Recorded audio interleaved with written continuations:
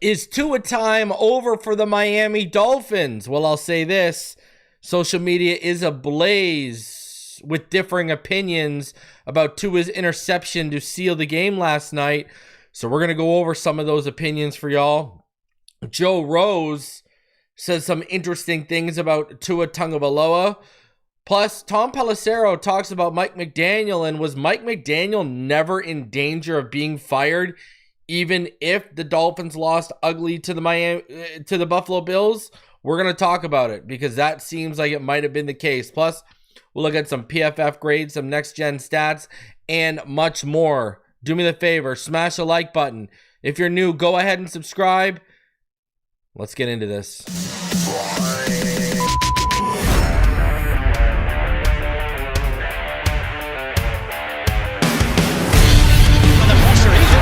Loses the football. Touchdown!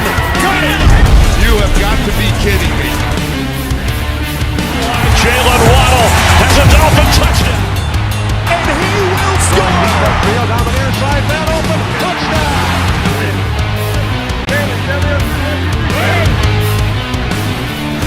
The run from Tua Tagovailoa. Touchdown! He's going deep. He's going to move touchdown again.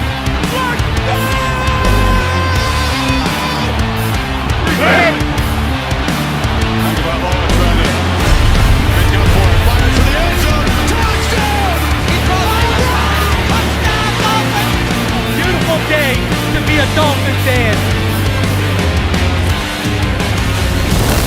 Let's go!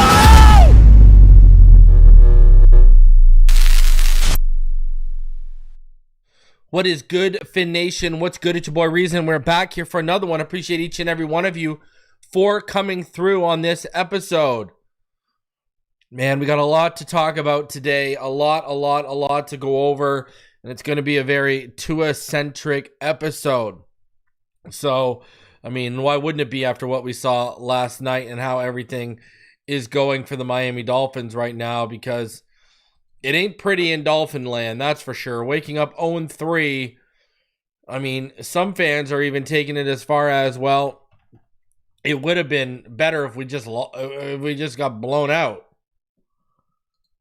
Some people are taking it there. And the Miami Dolphins, they lost a game that they very much had a chance to win and just didn't get the job done. You know, there's no other ifs, ands, or buts about it. They just didn't get the job done.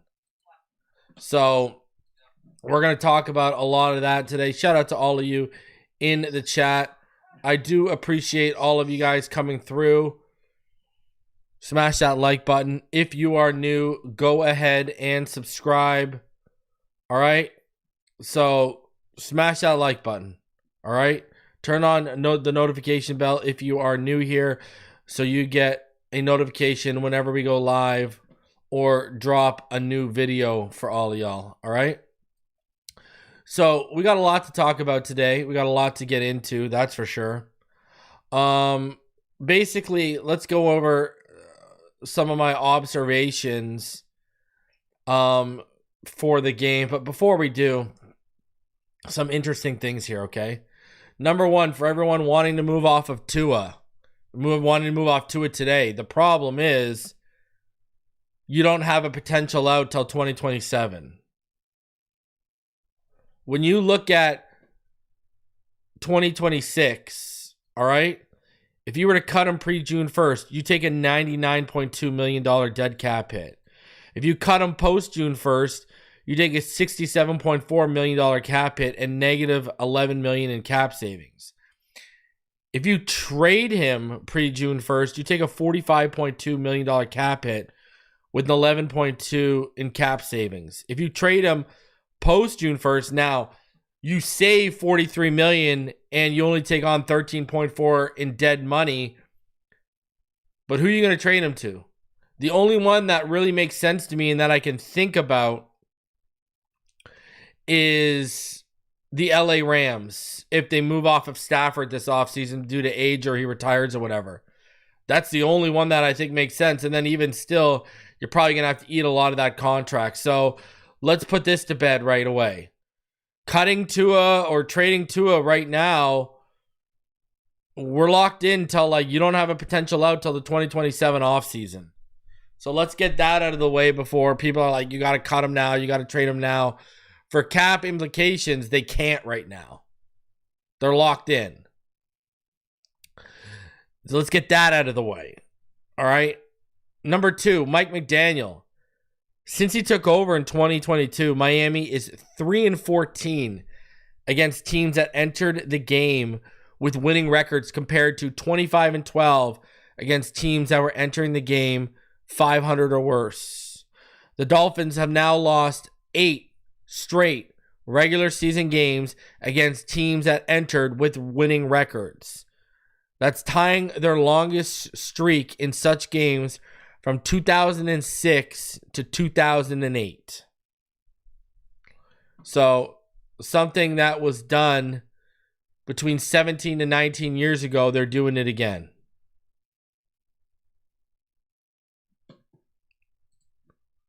That's basically the idea, Gregory. You nailed it on the nose. So when you look at McDaniel's record, it ain't great. It ain't great. Now, let's get into some of my takeaways. And let's break down some of my thoughts that I posted this morning as I, took everything in. So, number 1, say what you will about Mike McDaniel and his lack of willingness to go all in on running the football, but he is not to blame for yesterday's loss. In fact, one could argue with how hard the team fought last night against the Bills, he rightfully extended his shelf life for at least another few weeks. Now, I do think that should have been a running down instead of dropping back to pass when Tua did throw the pick. But after what I saw and what we've heard from Cam Wolfe and Rappaport pregame, I don't see Ross making a move anytime soon this season at the head coaching position, and we'll get into that a little deeper later on with Tom Pelissero. Tua has just not been anywhere near good enough this season. He'll play solid for stretches, and then the wheels fall off. I've noticed he's also playing very timid this season. Like he doesn't want to take a hit to get hurt or make a mistake with the football. So you even see him passing off on deeper reads. Right now, he's part of the problem and not the solution. As let's be honest, he's actively contributing to the Dolphins' 0-3 start and the Dolphins losing right now, especially the last 2 weeks on critical late game drives and big moments. Sealer's penalty may have kicked the Dolphins into the casket, but Tua's interception drove the nail into the coffin last night. That's how I view it. All right. The offensive line. They had a bend but don't break mentality last night. I mean, that's at least what it felt like. Right? They gave up 13 pressures, but they didn't give up a sack. Now, on the final play of the game, on the interception, did Brunskill whiff on his block? 110%. Did Jonah actually get ragdolled a little bit? Yeah, actually he did. But they were giving Tua clean pockets for the most part, and Tua was still bailing, making plays harder on himself and passing on reads downfield. Now, did Jonah get ragdolled on that last play, on that interception? Sure, but I actually thought this was Jonah Savaianai's best game of the season so far. Daniel Brunskill was pretty good in relief for the most part when he replaced Keon Smith, though like I said on that Tua interception, Brunskill totally whiffed on his block, allowing the pressure to instantly bear down on Tua. Tyreek Hill, solid for the second week in a row, though he should have made that catch on that 50-50 ball. That's why you're paid the big bucks, and it was actually a good throw. You got to make that catch. I think Malik Washington is going to be a dynamic player in the league. I think Jalen Waddle had a good game. I think Devon Achane continues to be the Miami Dolphins' best player on offense and maybe on the whole team. Listen, I was so depressed last night. I'm not even lying. I wanted to spend some money, so I went to go and try and find a Devon Achane rival jersey, and I couldn't find one anywhere. So, even more depressing. He may be the only Dolphin worth buying merchandise for right now. You got to give Ollie Gordon the ball more. I think he certainly earned that privilege. You know, he had some big runs yesterday, especially that 16-yard run. 9 carries, 38 yards, 4.2 yards per carry, and a touchdown. You know, look at what happened. We ran the ball 25 times yesterday, and we got 130 yards. Go figure, huh? Go figure how that all works out. Now to the defense. Anthony Weaver has to figure out something with this zone coverage because it's not working. 3 weeks in a row now, we've watched quarterbacks from Daniel Jones to Josh Allen just slice and dice underneath. Did the defense settling in the second half give us a preview of what's to come, or will offenses continue to move through them like a hot knife through butter? Zach Sealer may be playing the worst football of his career right now. Consistently getting blown off the ball, and now add critical late game errors that are costing his team to the list of issues with him right now. I thought Kenneth Grant had a few nice run stops, but man, Jordan Phillips sure has disappeared, huh? A question we never thought we'd be asking ourselves. Do the Miami Dolphins miss Deshaun Hand in run support?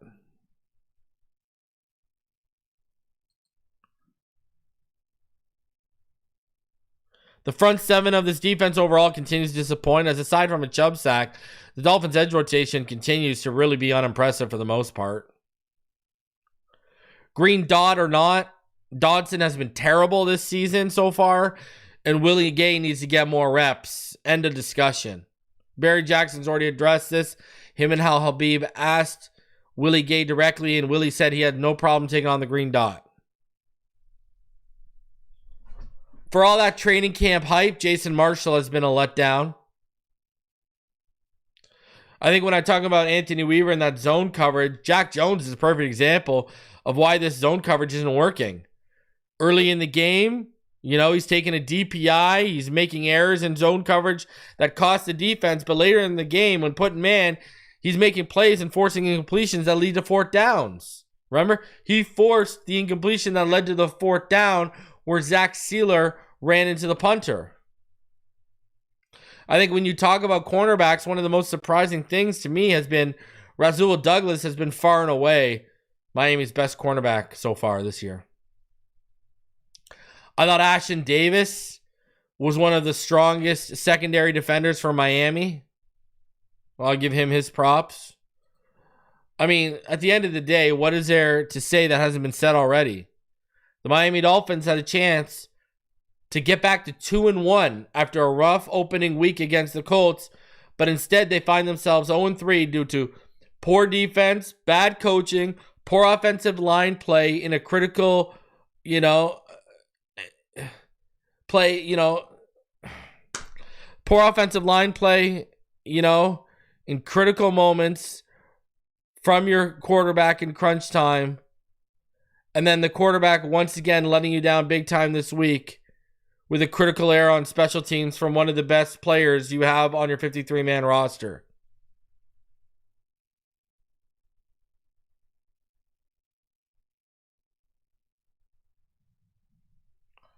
Like, that's the thing, right? Like, the Colts, we get bad coaching, bad defense, poor offensive line play.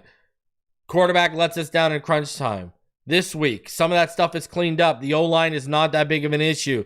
The coaching, sure, were there questionable things throughout the game? Yeah, but it put you in a position to get a win late in the game, and the quarterback let us down. Along with, obviously, Zach Sealer. Sorry, I had something flying around here. What's most frustrating is that we've seen this story play out before. The team fought hard against the Bills, and there may be some belief in that locker room, right? Especially with a second matchup on deck against the Bills at home later in the season. So what now? Working towards a 9-8 record only to miss the playoff and miss out on a top 10 pick? And up next for the Dolphins, they have the Jets on Monday Night Football. And you have to think that another loss in that situation would destroy any confidence or goodwill that this team thought they built up after how hard they played last night. And I'll tell you right now, do with this information what you will. My top 5 draft eligible quarterbacks for this college season so far right now are Garrett Nussmeier, John Mateer, Lenore Sellers, Dante Moore out of Oregon, and Fernando Mendoza out of Indiana. Those are my top 5 guys. Do with that information what you will.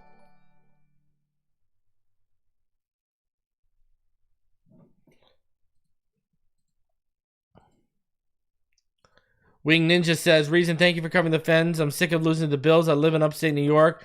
Just having sucks. We have to catch them eventually. Brother, I live just outside Toronto. I'm surrounded by Bills fans.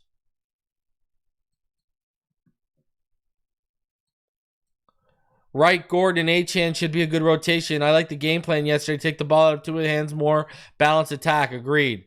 Tua's never been the type you want to drop back 40, 45 times. So, that's where I sit with that situation. But for me, it's a running theme. The quarterback keeps letting us down right now. That's the reality of the situation. Russell says I'd start Ewers to see what he has before the draft. Here's another reality. They're not going to start those guys until maybe they're out of the playoff hunt. That's the reality of the situation too. And then, are we kind of beating a dead horse with that notion? If McDaniel and Greer aren't going to be here, what good is seeing what you got in Ewers? He'll be gone too, probably.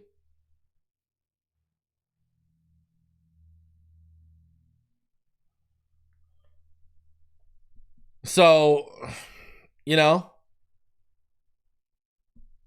that's a reality here. I'd like to see what Ewers has too, but if the time's ticking on McDaniel, the time may be ticking on Quinn Ewers.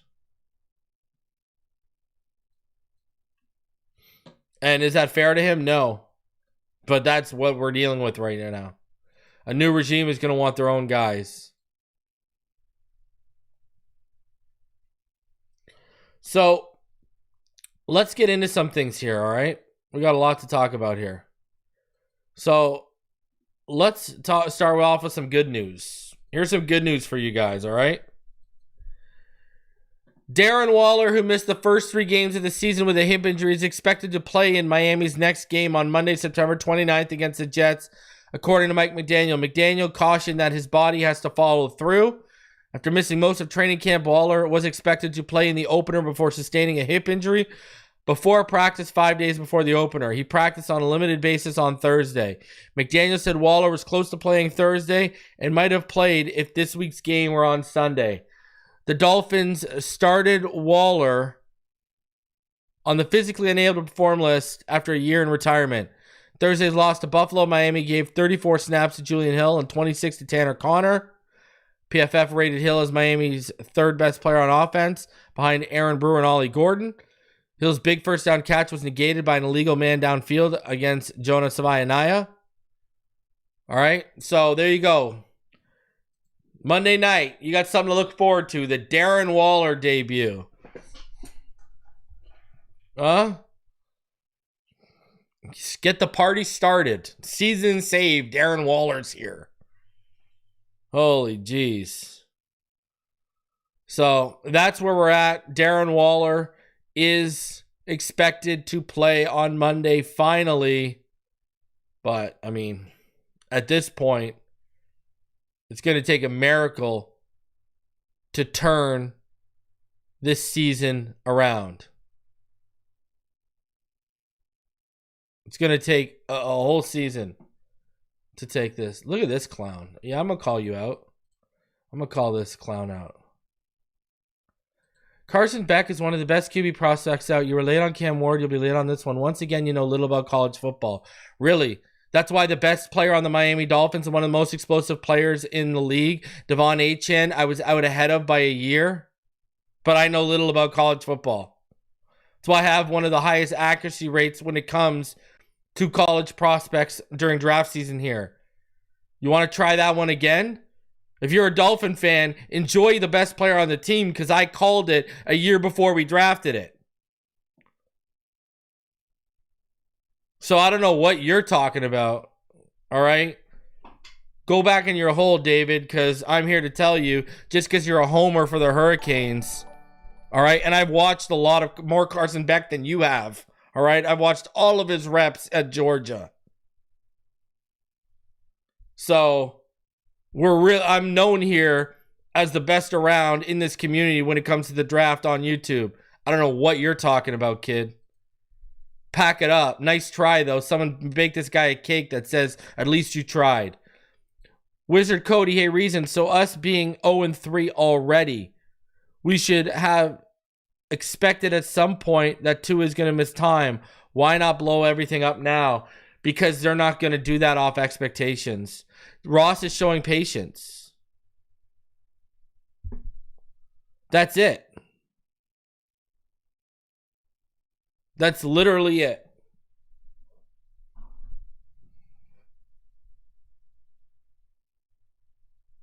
You know, we're not out of the playoffs, so they're not going to blow it up. When you got Rappaport and Cam Wolfe pregame telling all of us that McDaniel's pretty much safe, I wouldn't expect any drastic change until the end of the season, if it's going to happen at all. Here's an interesting, look at this. This is interesting for you guys. I want you to check this out. All right. Check this one out. Number of players on the IR/PUP list so far this season. Look at this. The Dolphins have 17. Already leading the NFL. And we're 3 weeks in.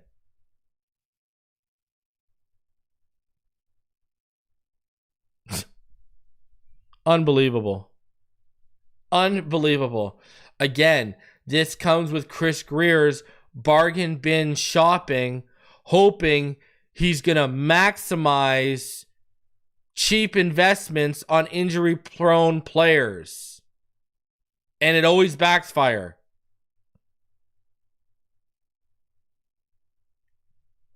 Yeah, I have no idea what I'm talking about when it comes to college quarterbacks. That's why Jackson Dart looks like the best of the bunch so far this year. I'm going to nail the Jackson Dart. I'm going to nail that pretty hard. Pretty hard. So, and Tua, the injuries held him back. Tua, Pro Bowl level quarterback, led the league in passing yards, led the league in completion percentage, led the league in passer rating. The problem with him is injuries have stunted his growth, and we've had this conversation.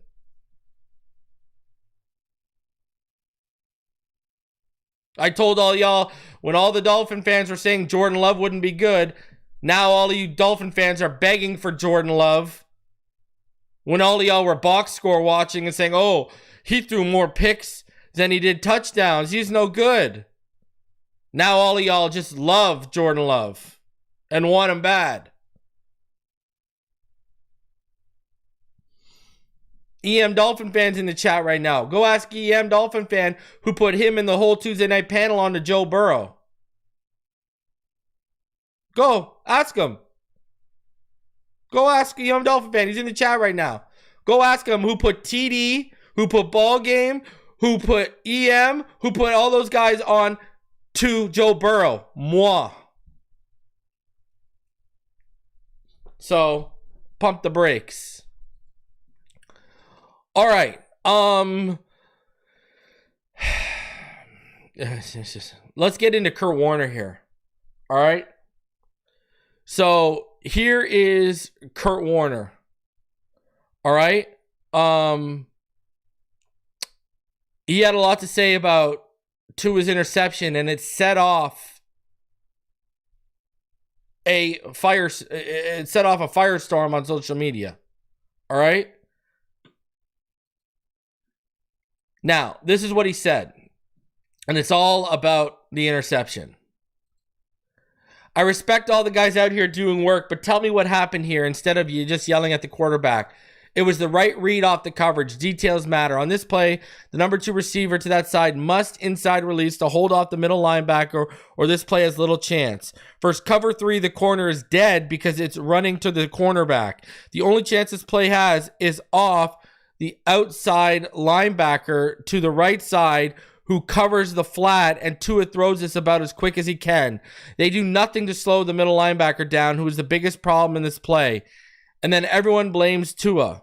There are certain plays where a quarterback has to trust the play call and design and read it because they can't see everyone. The play has to take care of the middle linebacker if the quarterback is on time. And he can't hold the middle linebacker with his eyes because he has to read the outside linebacker first. So he's not telegraphing the throw, he's reading the throw, which is what QBs must do. So again, all respect to the guys out here doing work, but you have to explain the why, or people will just follow your lead and think this is just done by Tua, which it's not. Now, I will now tell you to go and watch Kurt Warner's breakdown. He breaks down the one interception for like 30 minutes. So it is a long breakdown. But it's like 30 minutes.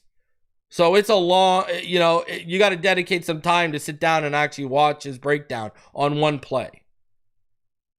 But he's also basically telling you, right? He's basically telling you there's a lot more context, and it's what Warner's been talking about the last couple weeks when he's done his study balls. He's really questioned the concepts and the progressions and so a lot of the play designs by Mike McDaniel. That's what he's been doing for like 2 weeks now. And you can see he's kind of hinting towards that again. Right? So, he's kind of telling you that right there. So I would recommend go break it down, because he really talks about they should have put the middle linebacker in conflict. He talks about Tanner Connor. He IDs Tanner Connor as the one, that should have put him in conflict, right? And he basically said Tua read the coverage right and made the right read. Now, I don't know if I totally agree with that, because there's some points I'm going to show you that I actually agree with. So, let's get into this, all right?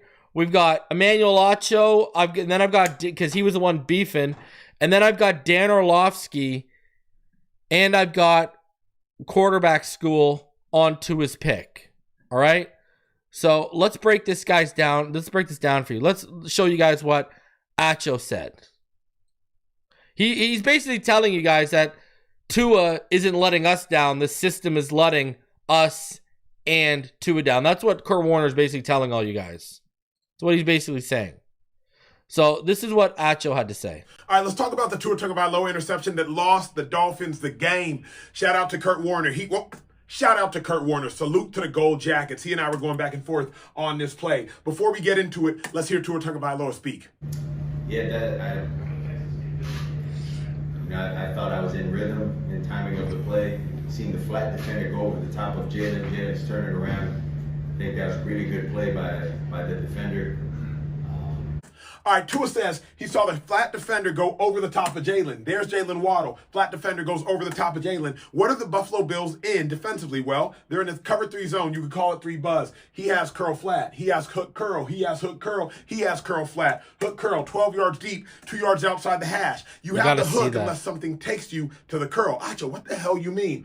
Hook, 12 yards deep, 2 yards outside the hash. But what could take you to the curl? An expansion rapidly by number 3. You count from outside in. 1, 2, 3. The rapid expansion by number 3 will take this defender to the curl window. If you go to the curl window and you throw a curl, of course it's going to get intercepted, in my mind. Now, with that being said, let's start with what we got to start with. Don't get whooped. Offensive line. Don't get whooped. That matters. But simply put, in my mind, Tua Tagovailoa, He throws a curl route, a sit route, you could also call it, to a hook curl defender. Now, for those that want to suggest, well, Acho, the ball got tipped. Well, did the ball get tipped? And even if the ball did indeed get tipped, I don't necessarily care to argue about that, because if it did get tipped, I don't believe it changed the trajectory of the throw. Let's take a look at that. Offensive lineman, don't get effing whooped. But look, does the ball get tipped? And if it does still it the trajectory change the trajectory of the throw? Again, I don't care to argue about if it got tipped or not. I'm just saying this ball's getting picked either way. Okay, another thing I want you to look at.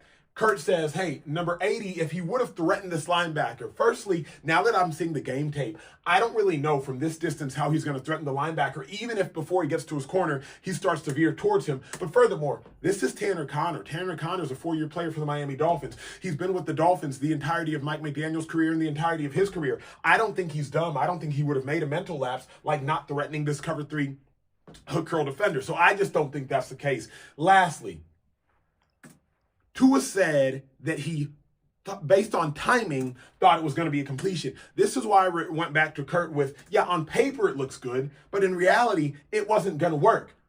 Because on paper, yeah, ball up, on time, he's going to be wide open. But in reality, hook curl defender, fast expansion by 3, hook turns into the curl, intercepted. The last thing I want to show y'all, he is going to the hook. Watch Bernard pedaling. Then watch his eyes. Oh, Tua, ball up, break, pick. Now let's hear what the head coach has to say about it. I think the quarterback has to be responsible for it. However, I wish I could just put it on him, but I think it's a tough job to do when there's someone in your face. We need everybody needs to do better. Talking about Brunskill. We can't, if you got to ditch the ball to the flat. Simply put, a lot could have been better. He didn't have to get whipped. He made a great play. But when it's said and done, like McDaniel said, it falls on the quarterback. And I wish he would have just thrown it to the flat. Ready, break. Shout out to Kurt. Salute to the GOAT. Salute to the OGs. Man of faith, too. Salute. I kind of do tend to agree with you. Got to know what you got to know your concepts. And you got to know what the defensive look is. And he's 110% right about the curl and hook defender. You threw it right into the curl hook window with a curl hook defender right there. And Tua said he would throw that 10 times out of 10. Now, the reason why you're not seeing Tanner Conner really create conflict is because they got, number one, they've got help over top. Number 2, Bernard talked about how they saw that play on film, and the linebacker coach told him, if you see it, go to it. And I go back to this. You had just converted the first down with Malik Washington. Why aren't you running the ball there? Why are you throwing that ball? Especially because Waddle had started to turn into Tua's outlet. And they were, it was becoming obvious that he was starting to feed Waddle a little bit. So you got Bernard's thinking he's liking Waddle. I've seen this play on tape. I'm going to crash towards it, and boom. Now, listen to Dan Orlovsky. Dan Orlovsky breaks down the pick, and he does an even more thorough job. Let's get into what some other quarterbacks say about it. This is what Dan Orlovsky said. All right, 2 is interception. 1, it's really good disguise / cloudy or muddy coverage, which is a Buffalo strength defensively of like what actually is the coverage. And then second of all, it's a little bit of, Tua's superpower has always been proactive eyes. And I think in the last 2 games, he's had reactive eyes, which has made him a little bit late instead of anticipating movement. So let's start with the concept, very basic concept. It's called spot, okay? It's a route where you put somebody in the flat, either a swing or a flat route right now. You have a person that just gets to the inside edge of those numbers, maybe -1 or -2 from the top of those numbers and sits at about 4 or 5 yards. And then you have a corner route. The corner route is kind of an alert versus man coverage, or if it's a cover 3 with a nosy corner, or cover 2 with the corner that's nosy, you can get the ball over their head. But it's really not part of the read. You're really just trying to see these two as one, off of whoever is that flat defender. Now, because of the way the coverage plays out, the flat defender is this player. And so Tua's read is that player. If he stays in, we throw the flat. If he goes out, we want to throw the spot. Okay, so like right now, you see him go over the top, ball comes out. And I'm telling you, like Waddle's, I mean, Tua's making his read. Waddle's just said that's what Tua said he saw, right? The flat defender go over top. That's what he saw. Perfect. Okay? Now, the next level of this is Bernard making a really good play, and it's also a little bit attached to design of the coverage. You're at the line of scrimmage, and you're the quarterback, and the coverage doesn't necessarily dictate how or the read for you that much, but the rotation. I do think maybe some of the next levels of the read or potential bad things post-snap look are part of this. You see two safeties, okay? So you're like, all right, is it going to be cover 2? It's going to be cover 4. And then all of a sudden at the ball getting snapped, like this safety rotates, but not much. So you could 100% think that's cover 4, a quarters field safety, not a middle field safety. And this safety backside drops down. So they're dropping down to really what's known as 3 buzz weak, meaning the buzz down safety is buzzing down to the weak side of the coverage or formation away from the tight end. Okay. And what happens in that is these 3 guys expand with width. Naturally expand with width, independent of what the offense is doing. So you'll see, like, he's widening no matter what, Williams. Now, the reality is, so is Bernard. Like, Bernard is widening because of because he's got this drop-down defender backside here. So once he sees, like, he naturally starts this way, indifferent of Tua's eyes. Okay? So once he sees Tua peak, I mean, you could watch Bernard here go, okay, like he's got eyes on Tua, then he peeks the concept. Once he sees this cat go, like he's flying, and he knows again that he's got that drop down, and it's a pick. So I see it from the Tua perspective of it's a great play by Bernard, and then also Tua is usually great at this stuff with his eyes, and just on this play wasn't. It's a little bit of, man, with the perfect coverage for that play. Great play by the defender. And then Tua just having reactive eyes instead of proactive. Just see it from this. Like, see, he's widening already because of the structure of their coverage. And then he's gone. Like, he's gone. Before even Tua pats the ball, I mean, he's already, look at it. He's breaking. Yeah, he's already because breaking. Because he realizes back flow, that spot. You know, like he knows, okay, they're trying to pull, get to it. And again, if you got an in-breaker behind you, you should have help inside here. So it is I would tell you, a great play by Bernard. I'm not absolving Tua. I'm trying to point out why it might have happened. You can tell he's shocked by it. So great play by Bernard.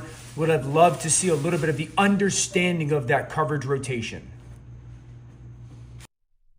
So there you go. I mean, Dan Orlovsky basically highlighting it's a great play by Bernard, and just Tua, let's be honest here. Let's call it what it was.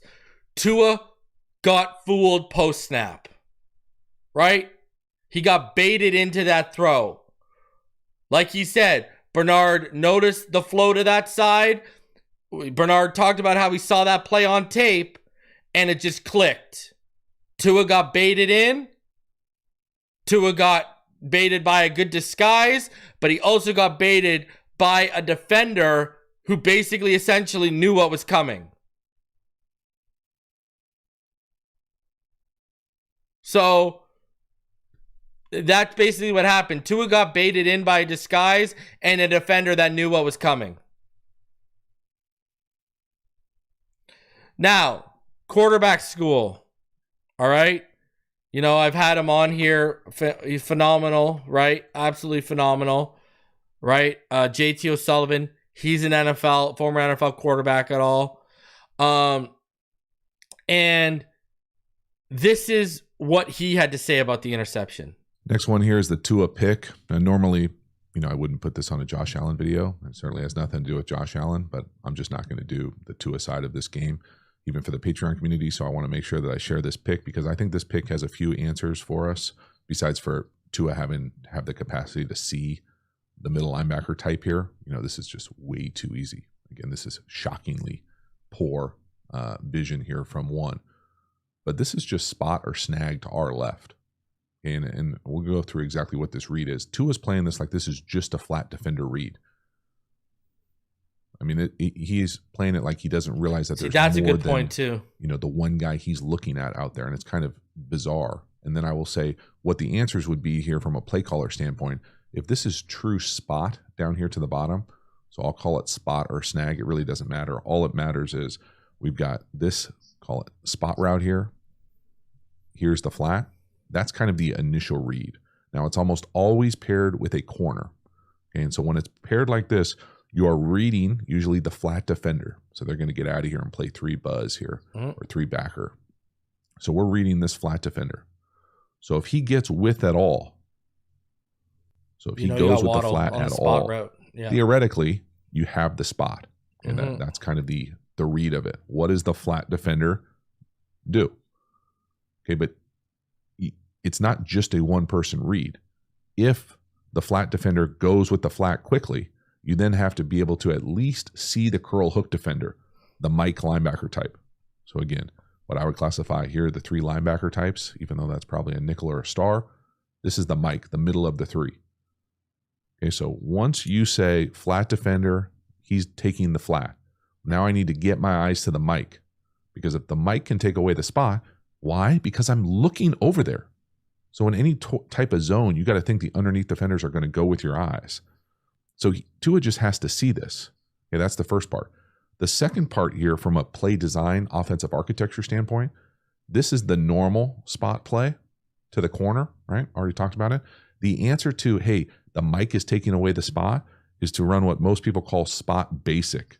And all that is a spot with a cross or an in. So like if the Mike takes away the spot, then you've got the basic coming right behind it. Now, again, even that has issues, especially verse 3 backer, where this guy's going to be coming down in the high curl hook area.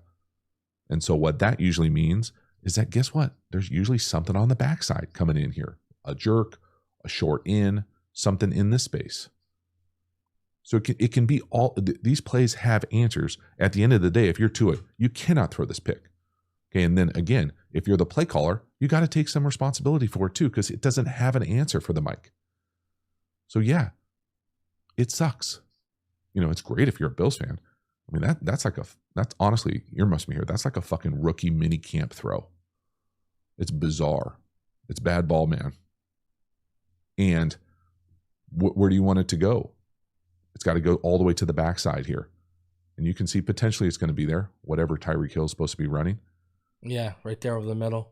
Damn. Holy moly. Yeah. Now, okay.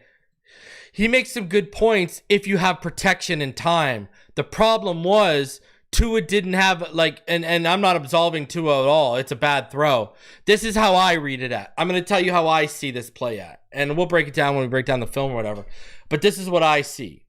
Okay? He read the flat defender, like he said, over top. And then because of the pressure he had coming down, because Brunskill whiffs on his block right away, he had no time to ID the Mike. And he had no time to work to his backside towards Tyreek. That's just that's wishful thinking on that one. You got to take Tyreek out because everyone's forgetting about Brunskill whiffing on his block. So this is how I think it is. Okay, this is how I see it. He saw the flat defender move before he had the pressure bear down instantly, and he, based on the concept, he threw it with the pressure coming down, knowing that that spot route should be a clean throw. And he didn't ID the curl hook defender, which was the Mike. And he certainly didn't have enough time to get to the backside and notice the rotation was going to leave Tyreek Hill open over the middle of the field. Now, had he had time and there was no bearing down defender, we've seen Tua. He'll pump stuff off and, move off of it. Maybe he does that. I don't know. I don't have a crystal ball. I'm not Miss Cleo. But to me, this is how it looks. So this isn't going to help this isn't going to help him against the spot throwing narrative. This is how I read this play. All right? He noticed the flat defender move. Automatically that keys in. Spot's going to be open. Pressure's coming down. I know the spot should be open. Let me throw it there. That's how I see that play. And you can't make that play in that big of a critical moment. You can't. Now, Brunskill also has to hold his block. But I don't even think he got to IDing the mic because he wanted to get the ball out because of the pressure coming. And that falls on Tua, right? Like, and the offensive line. A, falls on the offensive line for not making the ball, for not making the block. B, you can't blindly throw to spots because you feel pressure and really, essentially, are just trusting that because you made one defender read, that route's going to be open. You can't make that play. And to me, that's how I see it. The play was a disaster all around. Let's be real here. You know, it started with Brunskill getting beat, and it just got highlighted by Tua making a bad decision. You just cannot make those decisions. The pressure, he only had time to read the flat defender. He read it. He knew what the concept was. He saw the pre-snap defense. He thought the spot would be open based off the flat defender. Pressure coming. Let me throw it to where I think it's open. And that's what, and that was your result. And that was your result. That's how I view the play. So you can't make that type of mistake. Brunskill, you can't make that big of an error on a critical down. Tua, you can't put the ball in harm's way and make that decision based off reading one defender. You just can't. That's how I read the play. Pressure caused him not to be able to do more than read the flat defender. And from what he read on the flat defender, the spot route should have been open. But he threw right into the curl hook defender's window. And the curl hook defender, Bernard, he said he was expecting that based off the film he watched. So, you know, I don't know. Got to be better there. Got to be better there. Now, the real question is Tua Time over in Miami? Well, listen to what Joe Rose said. But this goes back to you can't use your whole. Now, some of it's the offensive line. Don't get me wrong. Some of it. But anybody that's just a cop-out, if you just come out and say, it's the offensive line, it's not Tua, then you're not watching the game. I don't know if he's beaten up from everything. I don't know what's going through the brain. He just doesn't have it. He just doesn't have it down the field. And I just figured out Mike's not going to make him throw stuff that he just can't do. And I think Mike's learning this thing that we just started talking about, like on deep throws, they might be short, so get ready to come back. It's kind of like years ago, they go, I'm going to throw it to the outside shoulder on the side. If you're well covered, it doesn't matter. You're going to have to throw the ball, and everybody's doing that. So I don't know if that's going to be a new thing where the quarterbacks, you know, go to throw it to a guy 50, 40, or 50 yards down the field and going to come up 10 yards short or not, or it kind of flutters the way that thing did last night. Somebody would have had a shotgun. They would have had a nice dinner for that pass down the middle. And I just realized Chris must know. Mike must know. Tua can't make all the throws you need to make for what the weapons you have. You got too much horsepower for that guy to drive. He can't drive the car. It's got too much horsepower. He can't handle it. Can't handle it. I know everybody, you know, Tua this and Tua that. Tua's our guy. Tua buying Tua jerseys. Not. I watched it. You're going against the guy, and I know I'm comparing it to the guy he's playing against last night, who didn't have his greatest game, but it was damn good and fun to watch. Watch him zip it around, take off, penalty against him, runs up the middle, comes up about a yard short, on a first or second down after a penalty, and just runs up the middle and slides with that broken nose, although he did take a couple of big hits. Hey, you know, now I don't agree with him. I think Tua can make every throw on the field. The issue I think you're seeing right now, and I've talked about this, is you're seeing his off-field regimen catch up to him. No longer working with Perform or 3D QB. He's no longer in physical, peak shape for his body. Now, he's never a great or an elite athlete, but that's even more reason why he needs to take care of his body. And I think you're seeing less drive on the football because he's not working. I mean, say what you want about Nick Hicks, but he had Tua in the best shape of his life. Remember when Tua came to Nick Hicks, he couldn't stand on one leg, the leg with the surgically repaired hip. And look at all the strengthening, Nick Hicks did for his body. So, is Tua time over in Miami? I mean, it's getting there. Last year, I wanted us to draft Jackson Dart or Garrett Nussmeier. So I've been ready for 2022 after his concussion, that offseason heading into 2023, when he shut me up, I wanted us to sign Baker Mayfield. So I've been calling for some quarterbacks, whether veterans or drafted, for over 2 years now. And once again, I'm ready. Start up the Nuss bus. Steer towards Mateer. Become cellar dwellers for sellers. You want to go take Dante Moore out of Oregon, who I think is going to really climb boards by the end of the year. Mendoza, a Florida boy who's in Indiana right now, who's playing some damn good ball, and he's going to rise on draft boards. I mean, color me intrigued, and I mean, I'm in. I am in. I want to see what other guys can do with these opportunities, because Tua Tagovailoa had an opportunity over the last 2 weeks in each of the games to seal the deal, and he didn't. He let us down. He broke the team's back, and we can't have that anymore.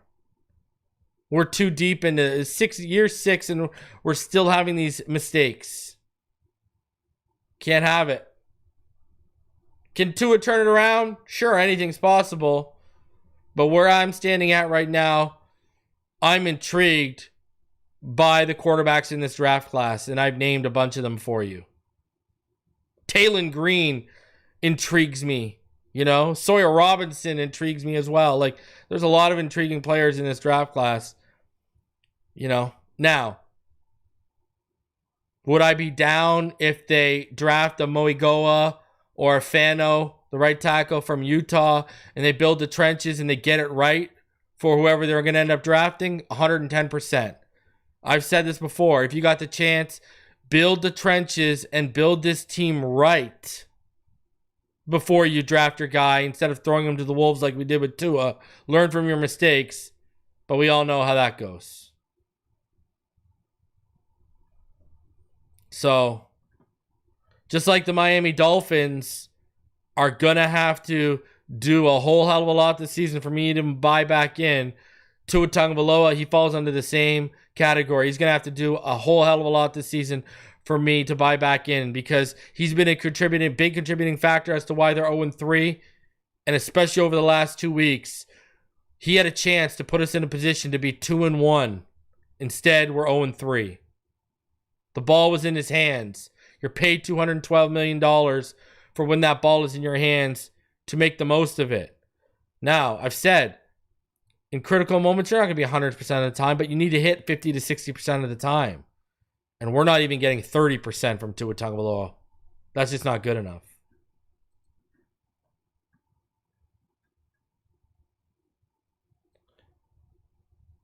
Shout out to the sponsor of the video. The sponsor of the video is Sleeper. The NFL season is here, which means you now have a chance 2,000 times your cash on daily fantasy football. Football has never been more exciting than it is now. And, I mean, you can pick on stats for star players across the league, like touchdowns, passing yards, receiving yards, fantasy points, and more for up to 1,000 times payout on Sleeper.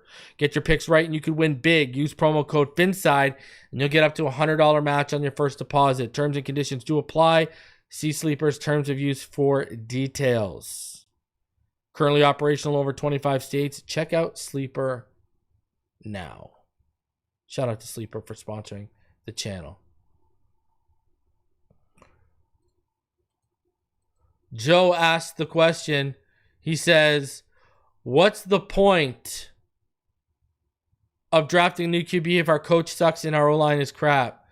Because, well, we're probably going to have a new coach and the O-line's probably going to be tinkered with. There's your short answer. Now, when we get into the PFF grades from this game, I mean, there are clearly some things we got to take a look at. So, offensive grades, your highest graded guys, Aaron Brewer, Ollie Gordon, Julian Hill, Malik Washington, Jalen Waddle, Tyreek Hill. Your bottom graded, Keon Smith, Jonas Vainai, Alec Ingold, Tanner Connor, and Tua Tagovailoa.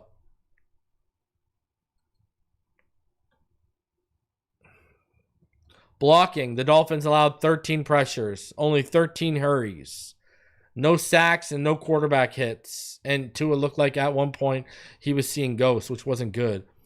How they charted Tua, they had him 0 for 1 deep middle, 2 for 5 to the left intermediate, 0 for 1 intermediate middle, 1 for 4 intermediate right. Short right, 2 for 3, middle of the field, 6 for 7.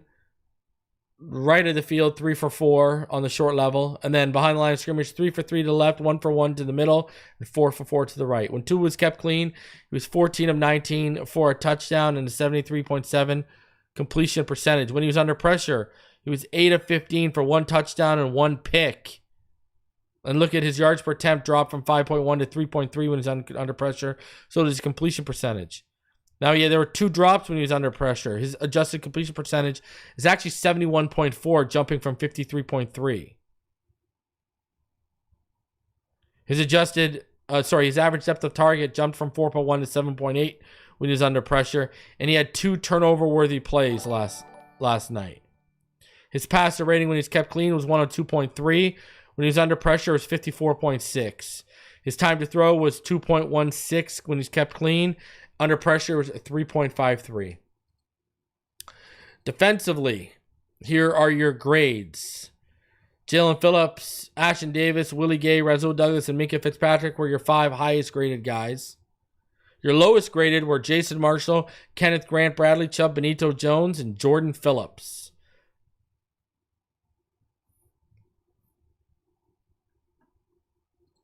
When you look at the coverage matchups, Tyler Dotson targeted 7 times, allowed 6 receptions for 62 yards, a touchdown, and he allowed 39 yards after the catch. He allowed 62 yards receiving.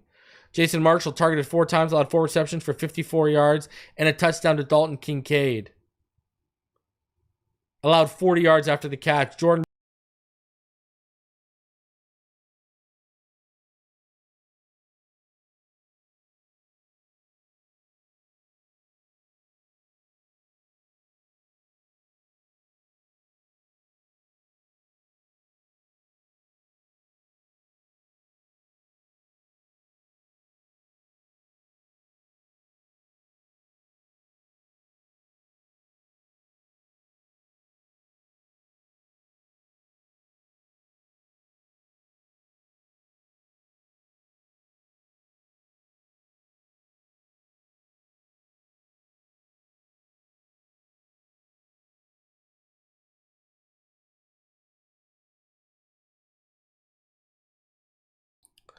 You want to see something super interesting here? Check this out.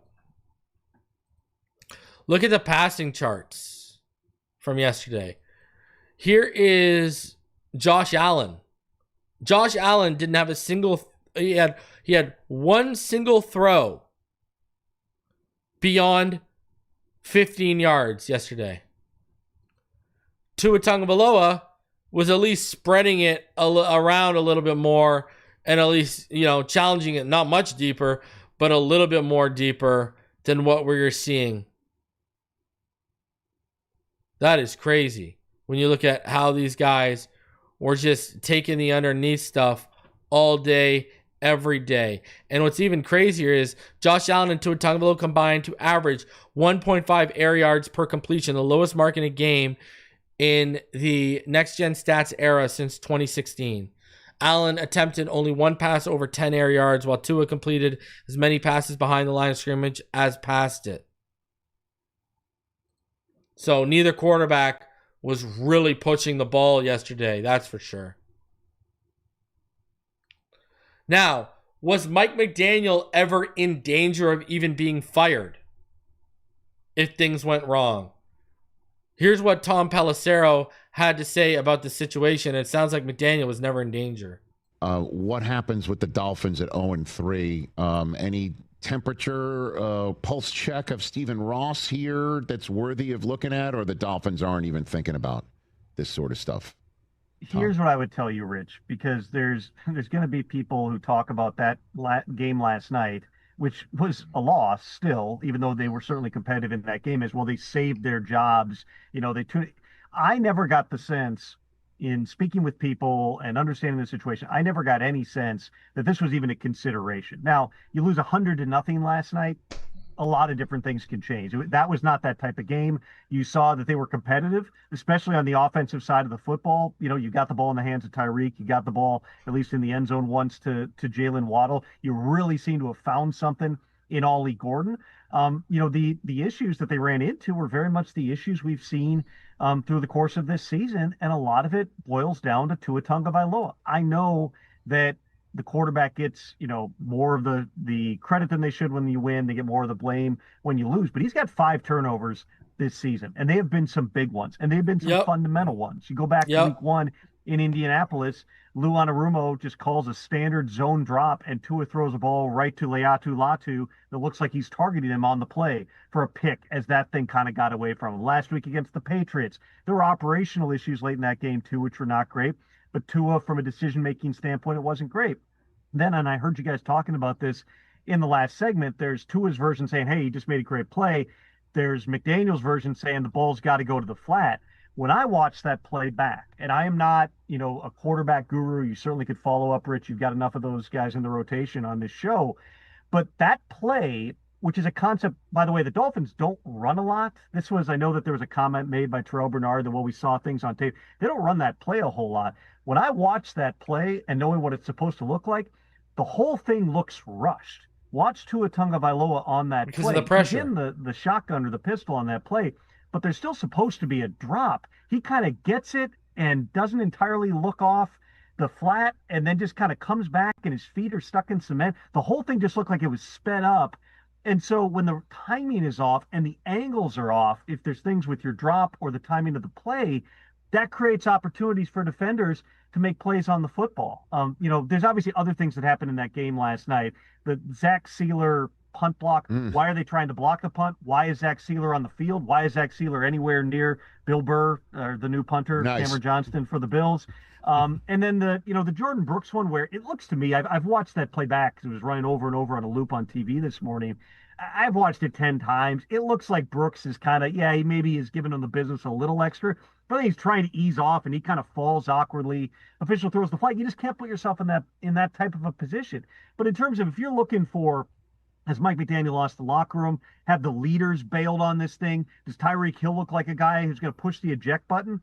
I don't sense any of that there, and I don't sense that in the building. The other part of this, Rich, and I know you alluded to this as well, the Dolphins are very much tied to Tua for the 2026 season. He is due, forget the cap hits if you cut him, he is due $54 million fully guaranteed in 2026. And if he's still on your roster, I think it's the 3rd day of the league year in March, which when you own $54 million fully guaranteed, it's a good bet he is. Another $3 million in 2027 becomes fully guaranteed. So if you move on from, let's say, Mike McDaniel right now, which again, I've never gotten the sense that was a consideration 3 weeks into a 17-game season, what purpose is it serving? What are you trying to get out of the next 14 games? And oh, by the way, then you're locking yourself into, we have to hire a new head coach for 2026. And that head coach is going to be told, all right, we got $54 million in Tua. What are you going to do with him? This has to be your quarterback. That may not be palatable to a lot of people. I mean, there's not enough said, and I don't mean to just be a Mike McDaniel defender here, but there is not enough talked about with the hoops that Mike McDaniel has to jump through on a week-in, week-out basis to design a game plan for a quarterback who can't get hit. You can't have him holding the ball. You can't have him designed runs. You can't really run quarterback sneaks. We've seen some of the in relative terms, the least athletic quarterbacks in the NFL get exposed at times as runners. Tom Brady ran a pass route in a Super Bowl. It didn't end well, but they put that in the game plan. You can't do that with Tua. You can't run a naked bootleg. You're not going to run zone read with him just to keep people honest. If you watch the game last night, whether it's he's not trusting the protection, whether it's he doesn't want to get hit, or he's been told don't get hit, he's not stepping up in the pocket. Everything when there's pressure, he's going out the back of the pocket and he's flushing left. Yeah. And all those things combined make it really hard to produce on a week in and week out basis, that even when you draw up a play that maybe has a chance to succeed, he either doesn't go the right spot with it, or the timing and the drop is off. It's just a lot of different things that go into this. And having said all that, Rich, they've still, if you look at the schedule on the other side of the bye, they've got 4 or 5 winnable games coming up here where they've got a chance to get back in it, but they've got to get better as a team. They've got to clean up those self-inflicted errors, and Tua's got to play a lot better than he's played through these first 3 weeks. Yeah, I wouldn't be holding my breath. I mean, let's be real here. And he kind of alluded to what I told you guys. We're kind of stuck for 2026. And as he's talking, all I can think about, and I don't know if you guys are the same, all I can think about is we're going to have McDaniel for another year. That's all I can think about is we are going to have McDaniel for another year, because what's going to happen? He made 110% great point. That's not going to be desirable for another coach to come in. Well, you got to stick with Tua for at least 1 year because of how much money we have invested. And I don't see us doing what the Denver Broncos did with Russell Wilson. And the only one who's probably willing to take on Tua for another year in Miami is the guy that's there right now. Now, if you eat a bunch of cap, could you trade him to the LA Rams if they move off Matt Stafford? Sure. But the sense that you got to be getting here is that here's the reality. We might be hitched to McDaniel and Tua through 2026.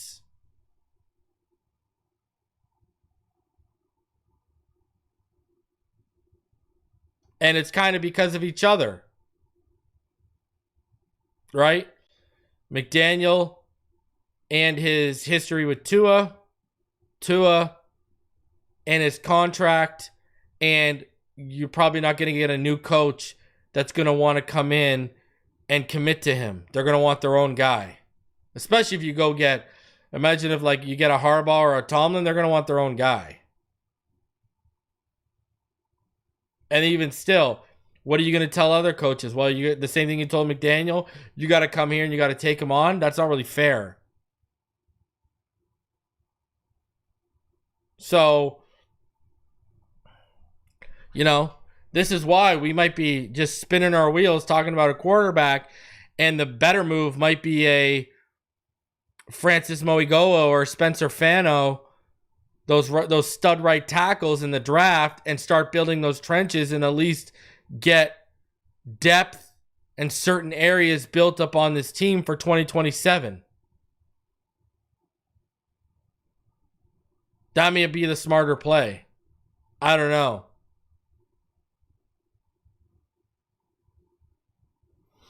So, I'll tell you one thing. If this team loses on Monday Night Football to now the Jets in their fancy new uniforms, jeez. Again, I ask myself, how is Ross okay with that?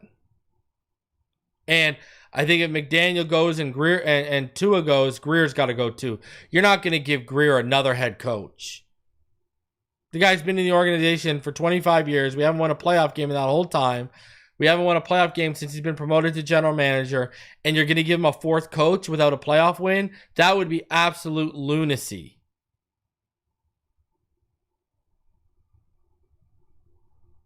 That would be lunacy. And I'm going to be honest with you. If they got rid of Tua and they got rid of McDaniel and Greer stayed, I would start calling for Ross to sell the team. You've already heard me questioning it lately. Is this team going to be better off when he's gone, et cetera, et cetera? Despite how good he is with the checkbook, the decision making and the putting football minds in charge has not been a strong suit for Stephen Ross. So, we'll see. We'll see. I'm going to have a chance to look at the All-22 and really dive into it tonight. So, yeah. Shout out to Sleeper for sponsoring the video. Over 300 of you in the room. Doing the favor, smash that like button. Subscribe if you are new. I'm going to get out of here. All right. I will catch each and every one of you on the next one. Man, it's tough being a Miami Dolphin fan right now. 0-3. I mean, I know people had some people had low expectations, but my God, we didn't expect them to be this bad. So, smash that like button. Subscribe if you're new. As always, fins up all day, every day. And what do we got? 128 votes, and 68% of you think that Tua Time is over. Put it in the chat. Is Tua Time over or not? Put it in the comment section too. Appreciate y'all.